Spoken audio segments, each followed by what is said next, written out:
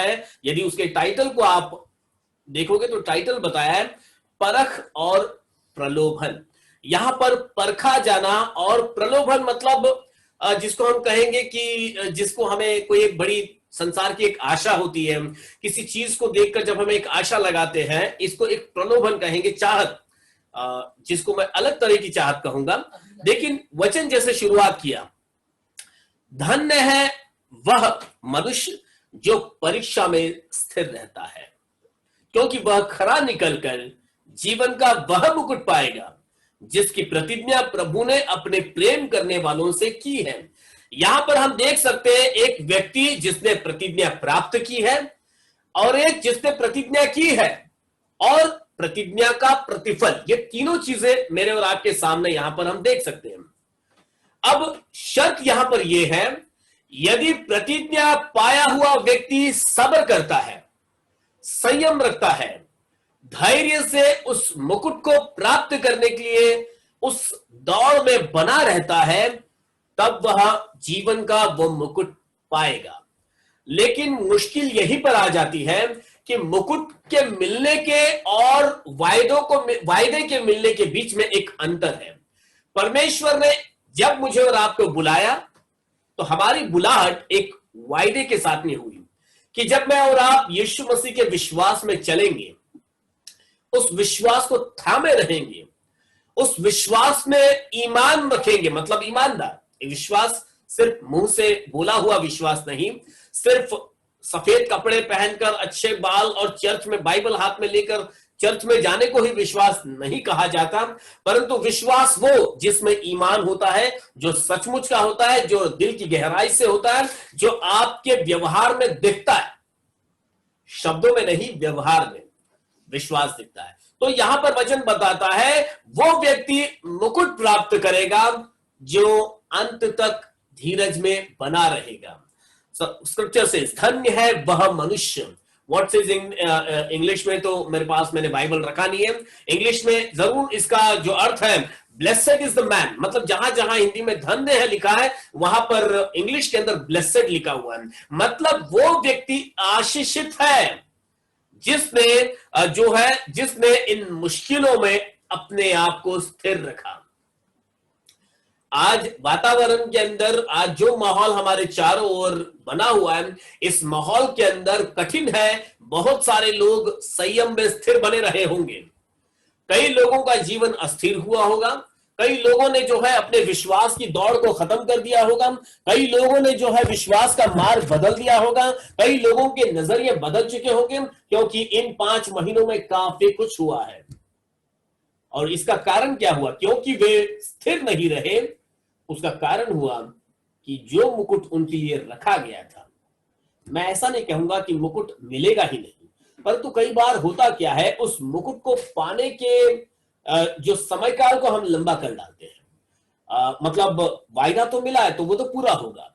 देखो, जैसे मैं आपको उदाहरण के तौर पे बताना चाहूंगा, इज़राइल को परमेश्वर ने वायदा किया था कि परमेश्वर उन्हें कनान देश में पहुंचाएंगे। जैसे मैं हमेशा कहता हूं, इज़राइल मिस्र देश से, मतलब कनान देश जो है, मिस्र देश से बहुत ज्यादा लंबा नहीं था। आज के समय में यदि देखा जाए तो गाड़ी से जाएंगे तो 8 घंटे 9 घंटे का सफर है वो, लेकिन हम देखते हैं 40 साल का सफर बन गया इज़राइल के लिए। जो चीज 8-9 घंटे की दूरी पर थी उसे पाने में 40 साल लग गए। क्या हुआ? इस बीच उन्होंने, देखो, इजरायलियों के लिए जो कि अभी तक गुलामी का जीवन जी रहे थे, आजादी उनके लिए एक प्रकार का जीवन का मुकुट ही था। लेकिन यह मुकुट उन्हें मिलने में 40 साल लग गए। वो भी उन्हें नहीं मिला जिनको वायदा मिला था, जिनको परमेश्वर ने वायदा किया था उनको नहीं मिला, अगली पीढ़ी को मिला। ये ताज मिल सकता था, ये आजादी, वो कनान देश वो जल्दी प्रवेश कर सकते थे यदि उस विश्वास के साथ स्थिर रहते, यानी वहां पर उन्होंने अपने आप को अपना संयम बनाए रखा होता, वे उस परीक्षा में स्थिर रहते। परंतु इज़राइल इस परीक्षा में हार गया और हार का जो नतीजा निकला वो उनका सफर लंबा हो गया।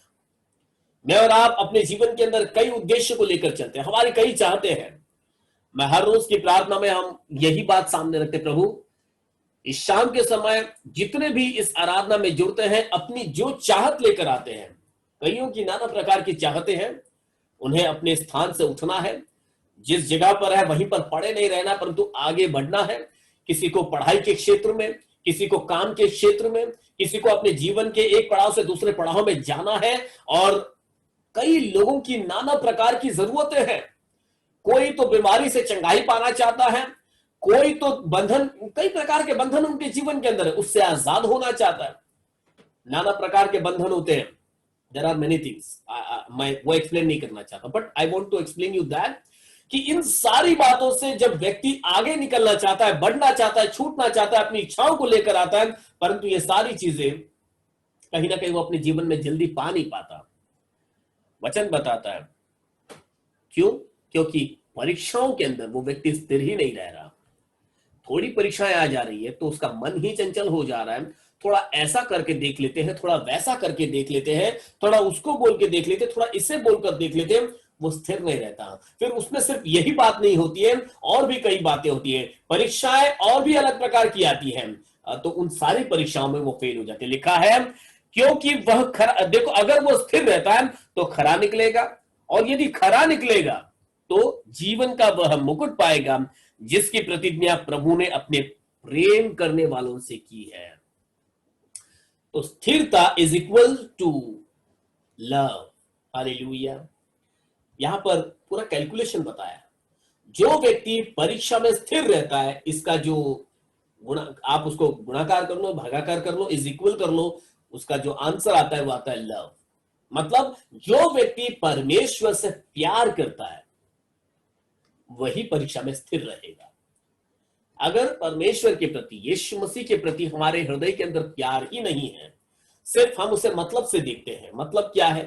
बस प्रभु आज के लिए तो ठीक कर दे, मेरा सर दर्द बहुत हो रहा है, प्रभु आज मेरे को ये तकलीफ है, इससे ठीक कर दे, अब मेरे बेटे की नौकरी अच्छी चलती रहे, मेरे बेटी की शादी जल्दी हो जाए, और फिर ये जरूरत, वो जरूरत है, जरूरतों की रोज की एक लंबी लिस्ट है, और यही पूरा करने की परमेश्वर से चाहत होती है हमारी, हम में से कईयों की। और मतलब की प्रार्थना है और मतलब का विश्वास, उसमें प्रेम नहीं है, उसमें सिर्फ मतलब है।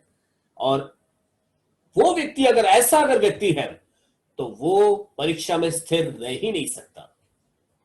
परंतु यदि कोई व्यक्ति परीक्षाओं में स्थिर रहता है, मतलब वो परमेश्वर से प्यार करता है। यदि वो प्रभु से प्यार करता है तो कैसी भी परीक्षाएं क्यों ना आने दो, उसके लिए ये बहुत बड़े मायने नहीं रखते हैं, इसके लिए ये बहुत बड़े टेंशन की बात नहीं होती है। अरे परीक्षाएं तो ये जीवन का एक भाग है, आ जाइए चली जाएगी, प्रभु तो मेरे साथ है। जिससे मैं प्यार करता हूं उसके लिए मैं स्थिर रहूंगा, गड़बड़ नहीं करूंगा, परंतु मैं उसमें बना रहूंगा, और जो उसने मुझे सिखाया है इन परीक्षाओं में मैं वो करूंगा और उसमें मैं खरा निकलूंगा। प्रभु बताता है ऐसों को जीवन का मुकुट मिलेगा, जीवन का मुकुट मिलेगा। लोग आज अपने जीवन के अंदर जीवित तो दिखते हैं परंतु है मरे हुए। यहां पर प्रकाशित वाक्य के अंदर परमेश्वर ने एक कलीसिया को जीवित तो है परंतु फिर भी मरा हुआ है ऐसा कहा।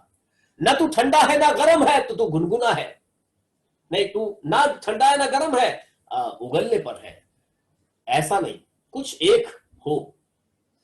कई लोग अपने जीवन में इसी परिस्थिति में पड़े हुए हैं। वे परमेश्वर का प्रेम ना होने के कारण परीक्षाओं में स्थिर नहीं रह पाते हैं। दूसरा वचन, उसका 13वां वचन बताता है, जब किसी की परीक्षा हो तो वह यह न कहे कि मेरी परीक्षा परमेश्वर की ओर से होती है, और क्योंकि न तो बुरी बातों से परमेश्वर की परीक्षा हो सकती है और न वह किसी की परीक्षा आप करता है, परंतु प्रत्येक व्यक्ति, इसे आप ध्यान से सुनिएगा, परीक्षाएं परमेश्वर की ओर से नहीं आती है, लेकिन परीक्षाएं हमारे जीवन का एक भाग है।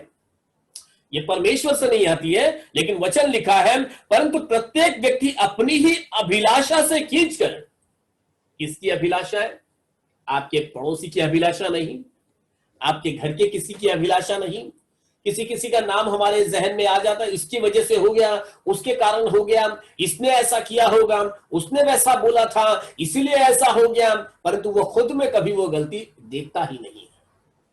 वचन तो स्पष्ट बताता है कि परंतु प्रत्येक व्यक्ति, हर एक व्यक्ति अपनी ही अभिलाषाओं में गिरकर, अपनी ही अभिलाषाओं में खींचकर, फंसकर परीक्षा में पड़ता है।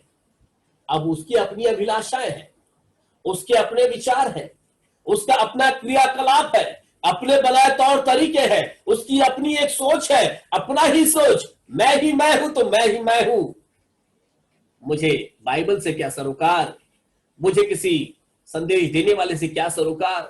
पासवान तो कहने का काम करते हैं, वो तो करेंगे, बाइबल में तो लिखी वो बातें तो बाइबल की बातें हैं, परंतु मुझे कौन समझेगा, मेरी अपनी भावनाएं हैं, मेरे अपने विचार हैं, मेरे अपने तौर तरीके हैं। तो मेरे भाई और मेरे बहन, यहां पर लिखा है हमारी अपनी अभिलाषाएं ही हमें परीक्षा में डाल देती है। और फिर हम क्या देखते हैं कि कोई तो मिल जाए जिस पर हम दोष लगाए। मैं थोड़ी गलती कर सकता हूं, गलती तो उसने की थी, ये उसने अगर ऐसा ना किया होता तो ऐसा ना होता। तो कई बार तो हम, या जैसे वचन बताता, परमेश्वर पर भी दोष लगाने से कतराते नहीं है, सीधा परमेश्वर पर ही दोष लगा देते हैं। परमेश्वर पर ही दोष लगाकर हम अपने हाथ उठा लेते हैं, लेकिन भूलिएगा नहीं, वचन तो बताता है कहीं ना कहीं जीवन का मुकुट खोने का एक बहुत बड़ा नुकसान हमें झेलना पड़ेगा, क्योंकि इन्हीं सारी बातों में हमारा परखा जाना है, इन्हीं सारी बातों में हमारा खरा निकलना इसमें शामिल है। प्रलोभन उन्हीं बातों में है जिनको हमने बनाया है। लिखा है हमारी अपनी अभिलाषाएं, मतलब हमारे अपने तौर तरीके, हमारी अपनी सोच, मुझे तो ऐसा ही अच्छा लगता है, मुझे तो यही ठीक लगता है, तो फिर वो हमारी अभिलाषा है, तो वो हमारा तरीका है। यदि हमने अपना तरीका बनाया हुआ है तो मेरे भाइयों, परीक्षाएं हमने ही उठा ली है। वचन लिखा है और फिर क्या होता है, उसके 15 आयत स्पष्ट बताती है, फिर अभिलाषा गर्भवती होती है। जिन अभिलाषाओं में पढ़कर हम परीक्षा में पढ़े, वह अभिलाषा गर्भ धारण करती है, गर्भ धारण। और फिर लिखा है और वो गर्भ धारण होकर, अभिलाषा जो है गर्भवती होकर किसको जन्म देती है, वो पाप को जन्म दे देती है। और पाप जब बढ़ जाता है तो मृत्यु को उत्पन्न करता है। मैं इससे बहुत ज्यादा आगे नहीं जाना चाहता हूं, परंतु यहां पर एक बहुत बड़ा सारांश मैंने और आपने समझ लिया होगा। परीक्षाएं, परीक्षा में पढ़ने वाला और परीक्षा से निकालने वाला, जीवन का मुकुट और पाप का जड़, इन सारी बातों को इन 4 आयतों के अंदर मैं और आप इस शाम के समय में पढ़ रहे थे। और हमें ये इस बात को जानना बहुत जरूरी है मेरे भाइयों, आज मैं और आप किस परिस्थिति में हैं, आज मेरी और आपकी सोच है क्या, हम क्या सोच रहे हैं, कैसा परमेश्वर को देखते हैं, कैसा हम वातावरण को देखते हैं, परीक्षाओं का सामना हम कैसे करते हैं, क्या हम दोष लगाने वालों में से हैं, क्या हम जीवन का मुकुट खोने वालों में से हैं, तो उसका कारण क्या है, इसका जवाब तो मुझे और आपको अपने में ही ढूंढना होगा। किसमें ढूंढना होगा, दूसरों में नहीं परंतु अपने में ढूंढना होगा, क्योंकि वचन बताता है आपकी अपनी अभिलाषा, आपने बनाया हुआ दायरा। लिखा है परंतु प्रत्येक व्यक्ति अपनी ही अभिलाषा में पढ़कर, अभिलाषा पे पढ़कर परीक्षा में, अभिलाषा से खींचकर और फंसकर वो परीक्षा में पड़ जाता है। So this is the time that we have to correct ourselves, not others. Sometimes we spend so much time, बहुत सारा समय हम बिता देते हैं दूसरों को करेक्ट करने में, परंतु दिक्कत यह है कि परेशानी तो हम में है। एक बार की बात है, मतलब सत्य घटना नहीं बोल रहा, एक कहावत है ऐसा कि एक व्यक्ति डॉक्टर के पास गया, और शायद हम में से कईयों को पता होगा, परंतु फिर भी इस बात को मैं फिर से एक बार खंगालना चाहूंगा। तो डॉक्टर के पास जाकर उसने डॉक्टर से कहा, डॉक्टर साहब क्या करूं, मेरे शरीर में बहुत दर्द है। डॉक्टर ने बोला क्या दर्द है, मतलब कहाँ दर्द है? बोले पता नहीं, जहां जहां मैं छूता हूं वहां वहां मुझे दर्द होने लगता है। मैं यहाँ छूता हूं तो दर्द होता है, यहाँ छूता हूं तो दर्द होता है, यहाँ छूता हूं, हर जगह सिर से लेकर अंगूठे तक मैं जहां छूता हूं वहां पर मुझे दर्द होता है। तो डॉक्टर ने बोला ठीक है, अपना हाथ बढ़ाओ। और हाथ बढ़ाया, डॉक्टर ने वो उंगली ली, उस उंगली को अच्छे से मलहम पट्टी लगाई और कहा दर्द आपके शरीर में नहीं परंतु आपकी उंगली में है। जहां जहां आप छू रहे हो वहां वहां आपका शरीर नहीं दुख रहा परंतु आपकी उंगली दुख रही है। तो प्रॉब्लम आपकी उंगली में, आपके पूरे शरीर में नहीं है। परंतु मनुष्य की साधारण प्रवृत्ति यह होती है कि वो मुश्किलें दूसरों में ढूंढता है, खुद में कभी नहीं ढूंढता। यहां पर वचन तो बताता है अपनी खुद की अभिलाषा में मनुष्य परीक्षा में पड़ जाता है। तो अपने खुद को तो वो परखेगा नहीं परंतु पूरी दुनिया का परीक्षा कर लेगा। कि देखो उसको, देखो कैसा है, अरे वो भाई को देख लो कैसा है, उसने ऐसा किया था इसलिए परिणाम ऐसा निकल गया, वो वहां पर था इसलिए ये ऐसा हो गया, लेकिन मैं वहां पर था तो क्या हो गया। इस बारे में वो कभी भी नहीं अंगीकार करेगा। अपने खुद की जो भी गलत फहमियां हैं, जो भी गलतियों में वो आगे बढ़ता है, इसे कभी वो अंगीकार नहीं करेगा। तो मेरी आपको, सबों को, अपने आप को ही क्या, मैं पूरे परिसर को यह सलाह देना चाहूंगा, जितनों तक ये वचन जाता है, जो यूट्यूब में देख रहे हैं, जो आज देख रहे हैं, जो आने वाले में दिनों में देखेंगे, मैं उन सब के लिए ये बोलना चाहूंगा, जब भी हम परीक्षाओं में पढ़ते हैं, जब भी हम ऐसी किसी मुश्किलों में पड़ते हैं या कोई तकलीफें हमारे आसपास में होती है, हम कहेंगे कि मुझे बड़ा टेंशन हो गया है, मुझे बड़ा परेशानी आ गया है, तो पहले एक जगह बैठकर अपने आप का परीक्षण करेंगे, देखेंगे मैंने कहां पर गलती की। चाहे वो मेरा कर्म क्षेत्र ही क्यों ना हो, मतलब मेरा ऑफिस, मैं जहां काम पर जाता हूं, जिस परिवार में मैं रहता हूं, जिन कलीसियाओं में मैं जाता हूं, जिन लोगों से मैं मिलता हूं, मैं उन लोगों के अंदर, उन जगहों पर गलतियां ढूंढने से पहले मैं अपने आप में गलती ढूंढूं। अगर मुझ में कोई कोई बात बराबर नहीं है, यदि मुझ में कोई अभिलाषा अगर किसी गलत बात को अगर जन्म दे रही है, तो मुझे वहां पर ही उसको रोकना होगा, तब जाकर बाकी सारी चीजें बराबर हो सकती है। So we have to, because ये प्रश्न होता है, हमारा जीवन का मुकुट खोने की बात आ जा रही है। ये डील बहुत महंगा पड़ जाएगा हमको यदि हमने इस क्षेत्र को सुधार नहीं दिया। तो हमें अपने जीवन के इस क्षेत्र को सुधारने की बहुत जरूरत है। यदि नहीं सुधारेंगे तो हमें ऐसा लगता रहेगा हम तो मंजिल पा लेंगे, हमारा तो दौड़ पूरा हो ही जाएगा, हमने तो ऑलमोस्ट ताज प्राप्त कर ही लिया है, परंतु ऐसा नहीं है। जीवन का मुकुट खोने की बात आ सकती है। सो टेक केयर, इस बात को परीक्षण करें, परमेश्वर के आगे इन सारे वचनों का आकलन करें। खुदा बाप ने हमें यह वचन अपने आप को परीक्षा करने के लिए ही दिया है। इस बाइबल को एक दर्पण के समान ही देखें, ये सब दूसरे के लिए ही नहीं है, ये तो मेरे लिए है।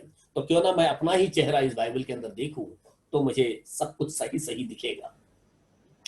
आइए इन्हीं वचनों को अपने सामने रखें और इन्हीं वचनों के अनुसार हम अपने जीवन में सही फैसलों के साथ प्रभु में सिद्ध हो जाए।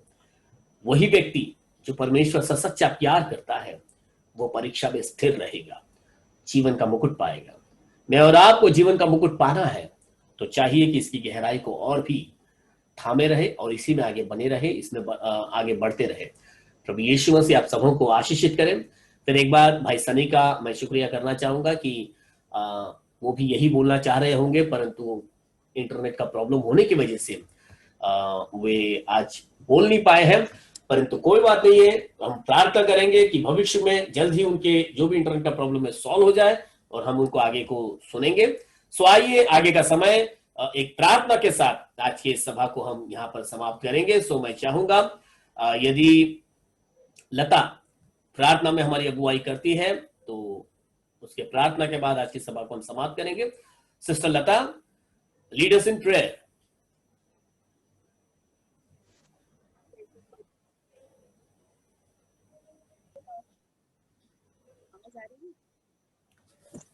थोड़ा आवाज धीमा है।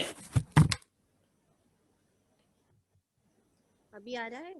हाँ आ रहा है, थोड़ा और जोर से हो सकता तो अच्छा रहेगा, लेकिन फिर भी आ रहा है।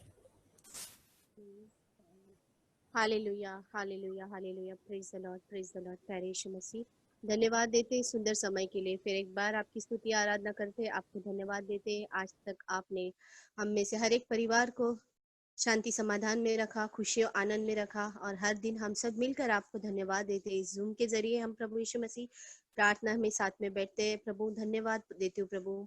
Hallelujah, hallelujah. प्यारे यीशु मसीह, हमेशा इसी तरह हमारे साथ रहना प्रभु। प्रभु हम जिस घर में रहते हैं इस घर की चारों दीवार, जमीन, छप्पर को आप आशीषित करना और आपकी उपस्थिति हमारे घर, हमारे मन, हमारे जीवन में हमेशा बनाए रखना। यीशु मसीह आपके वचन को सुने, उसके अनुसार चले, इस लायक हमें बनाओ। हाँ प्रभु, पहले हम अपने आप को सुधारे, अपनी गलतियों को सुधारे। हाँ प्रभु, वो समझ हमें दो, बुद्धि दो, ज्ञान दो। यीशु मसीह, जो रास्ता आप हमारे लिए चुनते हैं उस रास्ते पर चलना सिखाओ प्रभु यीशु मसीह। हालेलुया प्यारे यीशु मसीह। जो भी कई लोग बीमारी की अवस्था में पड़े हैं उन्हें चंगाई भरा जीवन दो। जिन जिन परिवारों में तकलीफें आप जानते हैं प्रभु यीशु मसीह, उनकी तकलीफों को दूर करना और प्रभु हर एक की सहायता और मदद करना प्रभु। हम में से हर कोई प्रभु दिन बे दिन और ज्यादा आशीषित होता रहे और आपको धन्यवाद देता रहे और सचमुच हम आशीषित हो रहे हैं प्रभु। मैं धन्यवाद देती हूँ आपके पवित्र नाम को यीशु मसीह। हर एक जो बच्चे प्रभु आपकी स्तुति आराधना कर रहे, उनको आप अच्छा रखना, उनके सिर पर अपने हाथ रखो, उनकी परीक्षाओं में भी उन्हें सफलता दो और सही रास्ते पर उन्हें चलना सिखाओ यीशु मसीह। हालेलुया प्यारे यीशु मसीह। पिछले हफ्ते जो भी तकलीफें थी उन तकलीफों से चंगाई देने के लिए भी धन्यवाद देती हूँ कि सचमुच इस हफ्ते में प्रभु आपने एक अच्छा स्वास्थ्य, अच्छा आरोग्य दिया है मुझे, इसके लिए भी धन्यवाद। यीशु मसीह हमेशा हमारे साथ रहना और प्रभु यीशु मसीह जूम के जरिए जितने भी परिवार आपकी स्तुति आराधना कर रहे हैं प्रभु, सचमुच उनके परिवार को आप और भी ज्यादा आशीषित करो और उनके साथ रहना। ओ प्रभु यीशु मसीह, धन्यवाद आज तक संभालने के लिए। आगे भी आपकी आशीष, आपकी दया, कृपा हम पर इसी तरह बनाए रखना। आप ही के पवित्र नाम से मांगते इस प्रार्थना को सुन और ग्रहण करो, आमीन। आमीन। Hallelujah Lord Jesus. आइए अंत्य आशीष को लेकर आज की सभा को समाप्त करें कि स्वर्गीय और मर्त्य पाताल के खुदावन प्रभु यीशु मसीह का अनुग्रह और उसकी दया, प्रभु यीशु मसीह की आशीषें और शांति हम सबों के संग प्रभु यीशु मसीह के दूसरे आगमन तक बनी रहे। आमीन आमीन आमीन आमीन।